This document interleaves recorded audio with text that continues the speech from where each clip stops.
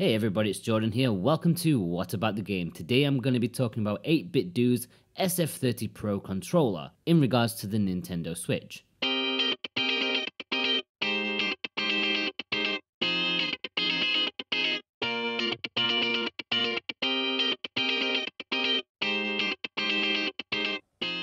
(8Bitdo) have always been famous for their retro-inspired Bluetooth controllers, but only recently have they gained more mainstream attention with their focus on making their products compatible with the unstoppably successful Nintendo Switch.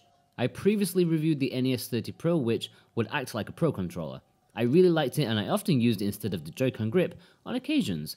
It wasn't perfect though, as even if it was quite the capable little controller, it didn't have entire functionality, as there was no motion controls, no NFC reader for Amiibo, and my personal issue, the ZL and R buttons weren't in the most comfortable of positions for certain types of games. Needless to say, I was hugely excited when it was announced they were producing a Super Famicom or SNES 30 Pro. This was promised to eliminate all the previously mentioned problems, but does it? Well, sort of. First off, the shoulder buttons. My main gripe with the NES30 Pro was that the shoulder buttons weren't in the most comfortable position. Being side by side, the ZL and ZR buttons needed to be pressed by stretching over the normal shoulder buttons, and it just wasn't the ideal solution and hindered certain games that relied on those controls. Thankfully, with the SNES 30 and SF30 Pro, they've cracked it. They're now in the standard position that you'd find them on any real controller, and they work just fine. As a result of this, the normal R and L buttons are a little on the thin side, but it's not a major issue. I much prefer it this way, and it's a huge step up in form factor for the product. The analog sticks have been greatly increased in size in comparison to its predecessor. Whereas before they were more like diminutive Vita analog sticks, now they are far more chunky like a proper controller. They feel nice and work well, much better than before. They seem to have more range, and you feel like you're fully in control this time. Not that I had too much of an issue before, but other people did. For me, while this is an improvement in control, there is a massive downside in the portability department. The now giant analog sticks have made this product not suitable for my personal carry case, whereas the predecessor was a nice snug fit, perfect for travel. This just isn't anymore. At least not for me. Sure, it's still far more portable than a real Pro controller, and I'm sure I can still pop it in my bag outside of the carrying case, but the incentive to do so has lessened.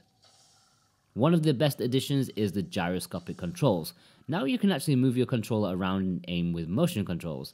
This worked well in a handful of games that I tried, Skyrim and Zelda, for aiming with bows, as well as Mario's cap throwing technique, which surprisingly made it far more easy to do the spin around, which I could very rarely do with the Joy-Cons.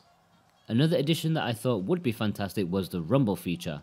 Not HD rumble, just standard. I do love a bit of rumble and I was excited about this feature, but honestly, it's far too overzealous. The controller goes absolutely mental at anything and shakes like a madman. It even becomes somewhat uncomfortable. Even playing Mario, I really couldn't bear it. I'm sure software updates for the controller could contain this, but I'm sure I'd be tempted to turn rumble off at every opportunity when using this controller. One feature that didn't arrive is the NFC reader, basically meaning no Amiibo scanning for the controller. Not a major issue, I would assume, although to be honest, I'm not much of an Amiibo user myself. Maybe those who love scanning their little figures into games could find this annoying. I don't. Overall, the SNES 30 Pro or SF30 Pro are solid choices as a secondary Pro controller option. They offer just about the same thing with a cheaper price tag, as well as more portable design. I'm still in two minds as to whether it's a better option than the NES 30 Pro. The SF30 Pro is less portable than its predecessor, which was a huge plus point for that controller in why you should get it over the Pro. So it actually loses a big part of what made it more special.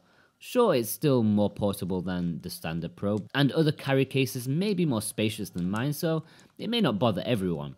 The Rumble 2, while a great addition in principle, is far too exuberant and can be unbearable at times. Still, it has an excellent form factor and it looks great and plays games well enough, especially with the cool addition of gyro controls. It's a tough choice as to whether I would choose the NES 30 Pro or the SNES 30 Pro. Either way, you're going to get an excellent, cheaper Pro controller experience. Okay guys, if you've enjoyed this review, then please be sure to consider liking and subscribing. That would help me out so much.